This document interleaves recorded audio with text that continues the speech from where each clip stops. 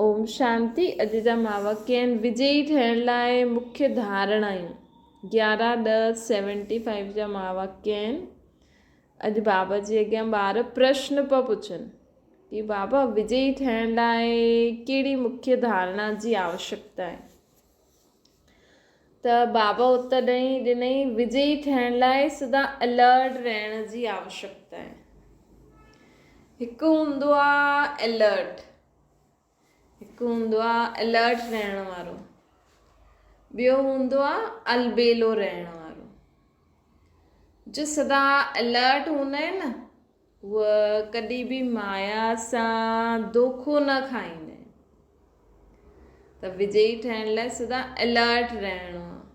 त बाबा चई अलर्ट रहण वारो कॾहिं बि माया सां धोखो न खाई सघंदो। भई माया कंहिं बि रूप में अची सघंदी आहे। माया असां त सोचे बि न सघंदा आहियूं, अहिड़े रूप में माया अची सघंदी आहे। लेकिन बसि कहिड़ी बि ॻाल्हि थिए न, असांजी यादि बाबा सां बुद्धि योग न टुटणो खपे। असांजो हर्षित, असांजी आत्मिक स्थिति हेठि मथे न थियणी खपे। त इहे असांखे सदा ध्यानु रखिणो आहे। न त कोई असांजे घर में बि कोई माण्हू अची वियो ऐं हुनजे कारण असांजी स्थिति हेठि मथे थी वई, त उहो माण्हू तव्हां चईंदो भई खीर वारो आहे, बसि खीर वठणो आहे, ॿियो छा। लेकिन उहो खीर वारे द्वारा बि बाबा तव्हांजो एग्ज़ाम वठी सघंदो अथव। बाबा ई वठी सघंदा आहिनि। कोई बि अहिड़ी नंढी वंढी ॻाल्हि थी वेंदी त हुन समय असां खीर वठां थी, रोज़ु वठंदा आहियूं न। मां बाबा जो ॿार बाबा सां गॾु बाबा जे घर जे लाइ खीर वठां थी। त अगरि हुन समय असांखे हर समय बाबा जी यादि में, मतिलबु अलर्ट छा रहणो आहे, कोई बि कमु असांखे हाणे साधारण रीति न करिणो आहे। भई खीर वठिणो आहे, चलो वठो, न, बाबा जी यादि में खीर, बसि एतिरो ऐड करे छॾो। पोइ हुन में जो एग्ज़ाम अचिणो हूंदो हुन में एग्ज़ाम बि अची वेंदासीं, पास बि थी वेंदासीं पाण।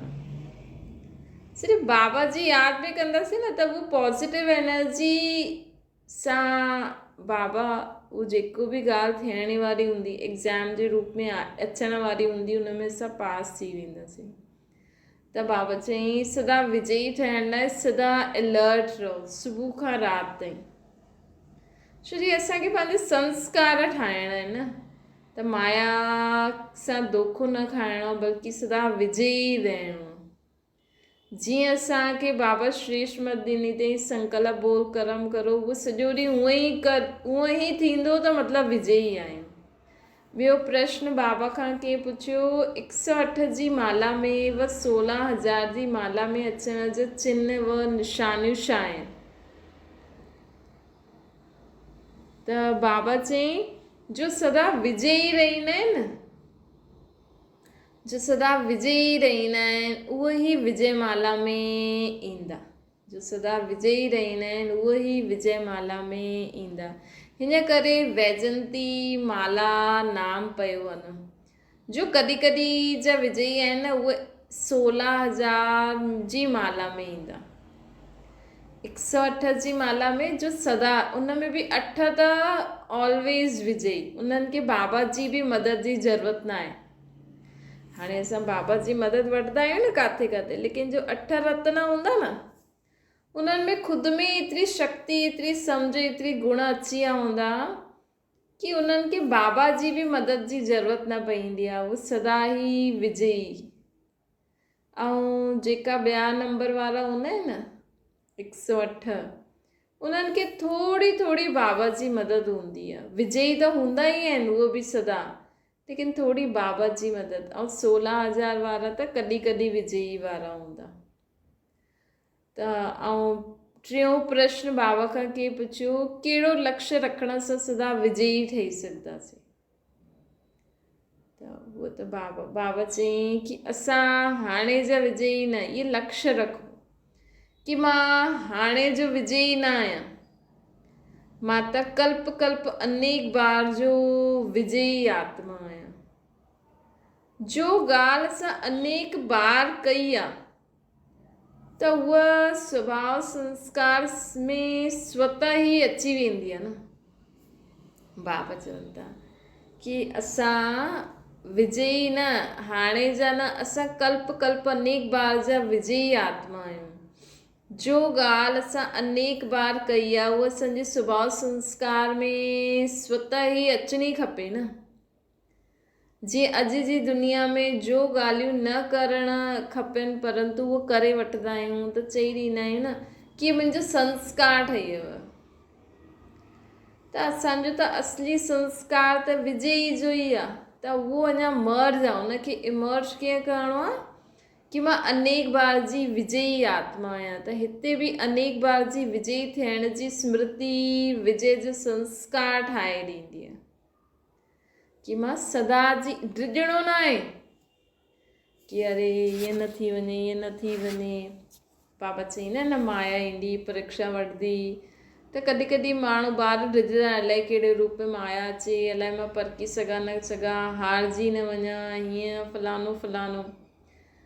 त बाबा चवनि था कि तव्हां सदा यादि रखो कुझु बि थींदो लेकिन मां त अनेक बार जी विजयी आत्मा आहियां।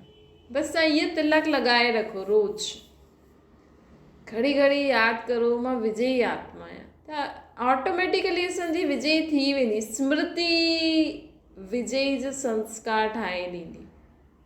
ॾिसो बाबा चवनि था न, इहे स्मृति रखो कि हिते बि अनेक बार जी विजयी थियण जी स्मृति विजय जो संस्कार ठाहे छॾंदी।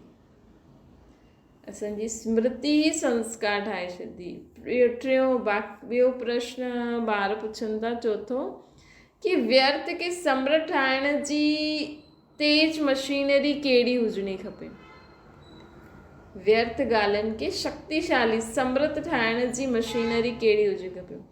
उत्तर में बाबा चवनि था जीअं कोई बि चीज़ जी मशीनरी पावरफुल हूंदी आहे त कमु तेज़ सां थींदो आहे न, त हिते बि व्यर्थ संकल्प खे समृद्ध करण लाइ बुद्धि रूपी मशीनरी पावरफुल हुजणी खपे। हिते कहिड़ी मशीनरी पावरफुल हुजणी खपे? बुद्धि। असांजी बुद्धि में न बाबा जी ॻाल्हियूं हुजणियूं खपनि, बाबा जो ज्ञान हुजणो खपे।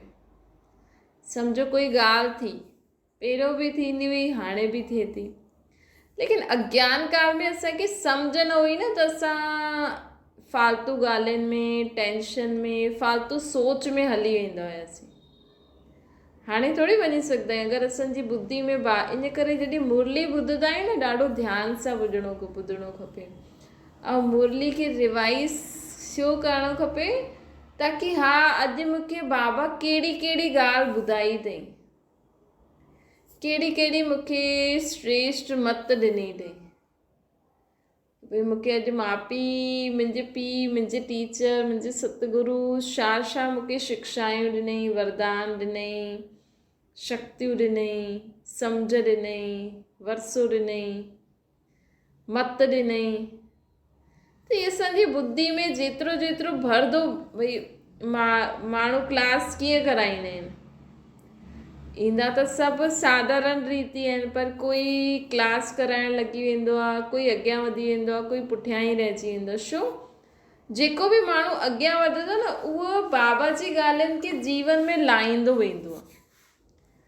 जीअं हाणे कोई ॻाल्हि थी असांजे जीवन में, त हाणे बाबा असांखे कहिड़ी सम्झ ॾिनी अथई, उन सम्झ अनुसार अगरि असां उन ॻाल्हि खे पार करे छॾियो त सम्झो असांखे उहा ॻाल्हि धारणा थी वई, उहो असांजी आत्मा में उहो खज़ानो भरपूर थी वेंदो आहे, असांजी बुद्धि में उहा ॻाल्हि वेही रहंदी आहे। पोइ असां अॻियां पुरुषारथ करणु लॻी वेंदा आहियूं। लेकिन हाणे बि अगरि असां कुझु थिए थो ऐं उहो ई सुबुह खां राति ताईं उहो ई ॻाल्हि सोचूं था, ईअं छो थियो, हाणे छा थींदो, पोइ कीअं कंदासीं, ईअं हूअं। बाबा त असांखे ॾाढो सहज, अगरि तव्हांखे कुझु थी बि वियो, तव्हां सां बि थी वई ग़लती, या कुझु थी वियो जाने अनजाने, तव्हांखे सम्झ में नथो अचे, अरे सभु बाबा जो ई त आहे। बाबा चयो अथई न कि सभु मुंहिंजो ई सम्झो त मां तव्हांजी आप ई मदद कंदमि। इहे ज्ञान जो पॉइंट यूज़ करो, बाबा खे यादि करे त शक्ति बि अची वेंदी। त व्यर्थ संकल्प खे सम्राट ठाहिण लाइ बुद्धि रूपी मशीनरी पावरफुल हुजणी खपे। हाणे असांखे कंहिं बि ॻाल्हि में फसणो न आहे। असांखां ग़लती बि थी वई त बि बाबा असांखे छा चईंदो आहे, सेकेंड में परिवर्तन करो, पश्चाताप में बि समय न वञे। त इहे ॻाल्हियूं असांखे जॾहिं यादि रहंदियूं न बुद्धि में, तॾहिं त असां जल्दी सां ॿाहिरि निकिरी ईंदासीं, न त असां ॻाल्हि ई सोचंदा रहंदासीं, पोइ सॼो ॾींहुं बाबा खे बि यादि न कंदासीं त व्यर्थ जी माया अची वई न। व्यर्थ संकल्प खे समृद्ध करण जे लाइ बाबा चवनि था बुद्धि रूपी मशीनरी पावरफुल हुजणी खपे। बुद्धि बि पावरफुल कॾहिं थींदी, जॾहिं बुद्धि खे पावर हाउस सां कनेक्शन में रखंदासीं, शिव बाबा सां। हिते कनेक्शन ॿारनि जो टुटंदो न आहे, लेकिन लूज़ थी वेंदो आहे। बाबा चवनि था बाबा सां कनेक्शन टुटंदो न आहे। सभु चईंदा आहिनि असां सॼो ॾींहुं बाबा खे यादि करे कमु कंदा आहियूं, त बि माया छो ईंदी आहे, त बि व्यर्थ संकल्प छो ईंदा आहिनि, त बि कॾहिं कॾहिं उदासी छो अची वेंदी आहे, त बि असांजी प्रोग्रेस जेतिरी असां चाहियूं था उहो छो नथी थी सघे। बाबा चवनि था टुटंदो न आहे, लूज़ थी वेंदो आहे, त उहो लूज़ न थियणु ॾियो। हुन जे लाइ बाबा खे कम में लॻाए, बाबा हाणे छा करूं, बाबा हाणे छा करूं, बाबा हाणे छा करूं, मनी मनी ईअं चईंदा रहो, बाबा हाणे इहो कमु थी वियो, हाणे छा करूं। तॾहिं व्यर्थ खे समृद्ध ठाहे सघंदव। त हाणे लूज़ न करिणो आहे, सदा कनेक्शन खे टाइट रखो। ॿियो ग्रुप सां बाबा मुलाक़ात करनि था। ॿिया ग्रुप वारो पुछे थो ब्राह्मण जीवन जो मुख्य कर्तव्य छा आहे। के पुछियो बाबा खां, त बाबा चई बाप जी यादि में सदा स्मृति स्वरूप रहण ई तव्हांजो कर्तव्य आहे। तव्हांजो हाणे कहिड़ो कमु आहे, सदा बाप जी यादि में रही करे सदा स्मृति स्वरूप थी करे रहण। जीअं मिश्री मिठास जो रूप हूंदी आहे न, उहो ई यादि स्वरूप अहिड़ी हुजे कि यादि अलॻि ई न थिए, यादि अलॻि ई न थी सघे। अगरि बाप जी यादि छॾे त बाक़ी रहियो ई छा। जीअं शरीर सां आत्मा निकिरी वई त जीअं मुर्दो थी वेंदासीं न। हाणे असांजो ब्राह्मण जीवन ई त बाबा सां ई त शुरू थियो आहे न। अगरि यदि ब्राह्मण जीवन में यादि निकिरी वई त ब्राह्मण जीवन जो छा थींदो। त ईअं यादि स्वरूप ठहिणो आहे। त ब्राह्मण जीवन जो कर्तव्य छा आहे, यादि स्वरूप ठहिणु। 3 ग्रुप सां बाबा मुलाक़ात करनि था। हुन में बाबा खां ॿारनि प्रश्न पुछियो कि दिल्ली यमुना जे किनारे ते आहे, यमुना किनारे जो गायन छो आहे।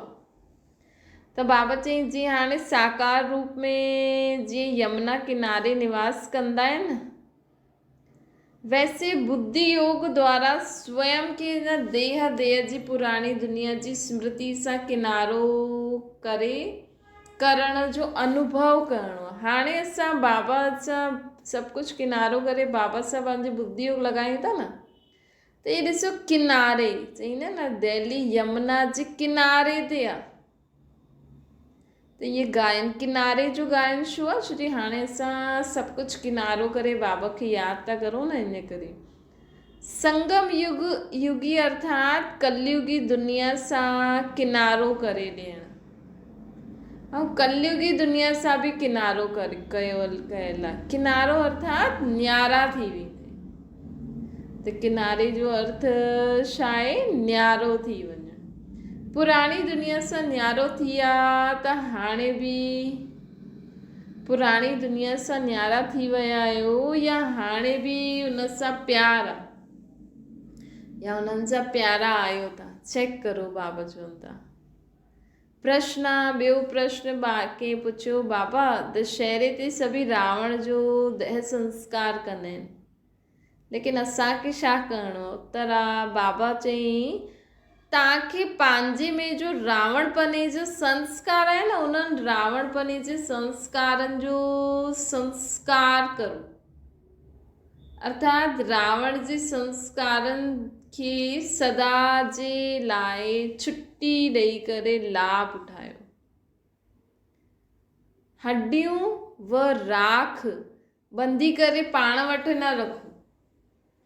बाबा चवनि था हड्डी व राख ॿधी करे पाण वटि न रखो। राख अर्थात संकल्प रूप में भी रावणपन जो संस्कार न हुजणु खपनि। असांजे संकल्प में भी न हुजे कि मां पहिरियों अहिड़ी हुयमि, मूंखे पतो न आहे, मां त शुरू खां ई सर्वगुण संपन्न 16 कला संपूर्ण निर्विकारी डबल अहिंसक मर्यादा पुरुषोत्तम आहियां। कोई असांखे पुछे तव्हां पहिरियों ॾाढो चिल्लाईंदा हुयो, मूंखे पतो ई न आहे। मतिलबु ईअं असांजी स्थिति थी वञणी खपे। ईअं स्थिति कॾहिं थींदी जॾहिं असां जास्ती कर्म कंदे हुए आत्म अभिमानी स्थिति में रहंदासीं। त बाबा जी हाणे असांखे कहिड़ो दशहरो मल्हाइणो आहे? रावण जे सभु संस्कारनि खे सदा जे लाइ छुटी ॾियो। राख अर्थात संकल्प रूप में भी रावणपन जो संस्कार न रहणो खपे, संकल्प में भी न। कुछ एक मुख्य बहननि सां बाबा ॻाल्हाई कि बाबा मुख्य टीचर्स बहननि खे चवनि था कि हर समय पंहिंजे खे निमित्त ठहियल उहे सम्झंदा आहियो। जो पंहिंजे खे निमित्त सम्झंदा आहिनि उन्हनि जी मुख्य 2 विशेषताएं हूंदियूं हुननि में। जेतिरो ही महानता हूंदी न ओतिरी ही नम्रता भी हूंदी उन्हनि में। त जेको ख़ुदि खे निमित्त सम्झंदो आहे न उन्हनि में कहिड़ी कहिड़ी 2 विशेषता हूंदी? महानता ऐं नम्रता, ॿिन्ही जो बैलेंस हूंदो, तॾहिं ही निमित्त ठहियल उहे कार्य में सफलता मूर्त ठहींदा। अगरि ये 2 ही क्वालिटीज़ आहिनि हुन में त उन्हनि जे जीवन में सफलता मिलंदी। जाते नम्रता जे बजाय महानता ज़्यादा आहे या महानता जे बजाय नम्रता ज़्यादा आहे त सफलता न मिलती है। मतलब खुद के असां महान भी समझो कि मूंखे मां बाबा जो राइट हैंड आहियां, बाबा जे कार्य में मददगार आहियां, ऐं ओतिरो नम्रता भी हुजणी खपे। ईअं न कि असां त वॾा आहियूं, इहे नंढा आहिनि, अने वॾेपन जो भी हुजणो खपे, लेकिन नम्रता भी हुजणी खपे। बाबा चवनि था महानता सां गॾु नम्रता 2 बैलेंस में, सफलता मूर्त ठहिण लाइ 2 ॻाल्हियुनि जो बैलेंस खपे। टीचर्स वो हूंदियूं आहिनि जो सदा पंहिंजे खे बाप समान वर्ल्ड सर्वेंट सम्झी करे हलनि। वर्ल्ड सर्वेंट ही विश्व कल्याण जो कार्य कराए सघंदी आहे। त ख़ुदि खे मां विश्व जो सर्वेंट आहियां, वर्ल्ड सर्वेंट आहियां। टीचर्स खे सदैव स्मृति रहणी खपे कि टीचर खे स्वयं ही टीचर न सम्झणो। जेके टीचर हूंदी आहे न उनखे ख़ुदि खे न सम्झणो आहे मां टीचर आहियां। यदि टीचर बने जो नशो रखियो त रूहानी नशो न रहंदो। त असांखे कॾहिं भी भले असां कंहिंखे मुरली ॿुधायूं था, कोर्स करायूं था, भले असां ज्ञान में अॻियां आहियूं, असां में ज़्यादा धारणायूं आहिनि, लेकिन हर आत्मा जो पंहिंजो पंहिंजो पार्ट आहे न। अॼु अगरि कोई सेंटर वारी दीदी बाबा चवनि था अगरि उहो सोचे कि मां टीचर आहियां ऐं इहे स्टूडेंट आहिनि त बाबा चवनि था इहे नशो भी बॉडी कॉन्शियस आहे न। मां त विश्व सेवाधारी आहियां, इहे सभु आत्माउनि जी सेवा करण जे निमित्त आहे। इन करे सदा रूहानी नशो रहे कि मां विश्व कल्याणकारी बाप जी सहयोगी विश्व कल्याणकारी आत्मा आहियां। विश्व कल्याणकारी बाप जी सहयोगी विश्व कल्याणकारी आत्मा आहे। कल्याण तॾहिं करे सघंदासीं जॾहिं असां संपन्न हूंदासीं। जॾहिं स्वयं संपन्न न हूंदा त विश्व कल्याण न करे सघंदा आहियूं। सदैव बेहद जी दृष्टि रखणी खपे असांखे। बेहद सेवा अर्थ जॾहिं बेहद जो नशो हूंदो, बाबा चवनि था जॾहिं बेहद जो नशो हूंदो तॾहिं बेहद जो राज्य भी प्राप्त करे सघंदा। सफल टीचर अर्थात सदा हर्षित रहण ऐं सर्व खे हर्षित मुख ठाहिण। सफल टीचर केरु हूंदा? जो ख़ुदि सदा हर्षित रहंदो आहे ऐं ॿियनि खे भी हर्षित मुख ठाहींदो आहे। सम्झो सफलता मुहूर्त जी निशानी छा आहे? टीचर खे सफलता मुहूर्त ठहिणो ई आहे। बाबा चवनि था हिकु त सदैव बेहद जी दृष्टि रखणी आहे, ॿियो बाबा चवनि था की असांखे सदा बेहद जी दृष्टि, बेहद सेवा अर्थ जॾहिं बेहद जो नशो हूंदो तॾहिं बेहद जो राज्य प्राप्त करे सघंदासीं। सफल टीचर अर्थात सदा हर्षित रहण, सर्व खे हर्षित मुख ठाहिण। सम्झो सफलता मुहूर्त जी निशानी। टीचर खे सफलता मुहूर्त ठहिणो ई आहे। टीचर खे सफलता मुहूर्त ठहिणो ई आहे। बाप ऐं सेवा जे सवाइ ॿियो कोई ॻाल्हि उन्हनि जी स्मृति में बि न रहे। बाप ऐं माइते जो सेवा करणु आई आहे, उहा स्मृति में रहे। अहिड़ी स्मृति में रहण वारी टीचर सदा समर्थ रहंदी, कमज़ोर न रहंदी। छो जी हुनखे सदा यादि आहे कि मां सेवाधारी आहियां। अहिड़ी टीचर आहियो? अहिड़ा समर्थ पाण खे सम्झंदा आहियो। ॾिसो जो बि ज्ञान ॿुधाईंदा न उहे सभी टीचर हूंदा आहिनि। तव्हां पंहिंजे घर गृहस्थी में बि कंहिंखे ज्ञान ॿुधाईंदा हूंदव त टीचर ई ठहिरियो न। त कमज़ोर टीचर जो हूंदी आहे, उहो कमज़ोर न रहंदी। अहिड़ी टीचर हूंदी, अहिड़ो समर्थ पंहिंजे खे सम्झंदा आहियो। समर्थ टीचर ही सफलता मुहूर्त थींदी आहे। समर्थ टीचर ही सफलता मुहूर्त थींदी आहे। ईअं ई आहियो न, टीचर खे कमज़ोरी जा बोलण बि शोभदा न आहिनि। संस्कारनि जे वशीभूत त न थींदा आहियो न। बाबा चवनि था छा संस्कारनि खे पंहिंजे वश में करण वारी आहियो? कंप्लेन करण वारी टीचर त न आहियो न। टीचर ई कंप्लेन करे त पोइ स्टूडेंट छा करे? टीचर्स त अनेकनि जे कंप्लेन खे ख़त्म करण वारियूं हूंदियूं आहिनि। पोइ त पंहिंजी कंप्लेन त हुजणी ई न खपे। त बाबा चवनि था वरी बि तव्हां में अगरि कोई कंप्लेन आहे कंहिंजे प्रति त असांखे उहो बाबा खे ॾेई करे उन्हनि जे प्रति शुभकामना करो। टीचर्स खे चांस ॾाढो मिलंदो आहे। कंप्लेन समाप्त थी वई, पोइ हाणे समीप थी आहे। सभु कंप्लेन समाप्त थी वई न। चेक करो तव्हांखे अञा बि कोई कंप्लेन आहे? कोई बि देह जे संबंध पदार्थ वस्तु वैभव पंहिंजे स्वभाव संस्कार आदतुनि जे कारण अगरि कोई बि कंप्लेन आहे पोइ त कंप्लीट थी वियासीं। बाक़ी ॿियो छा खपे? बाबा पुछनि था अञा कुझु खपे छा कि सभु मिली वियो? चेक करे बाबा खे ॿुधाइजो। अच्छा, ओम शांति। बाबा खे यादि करो।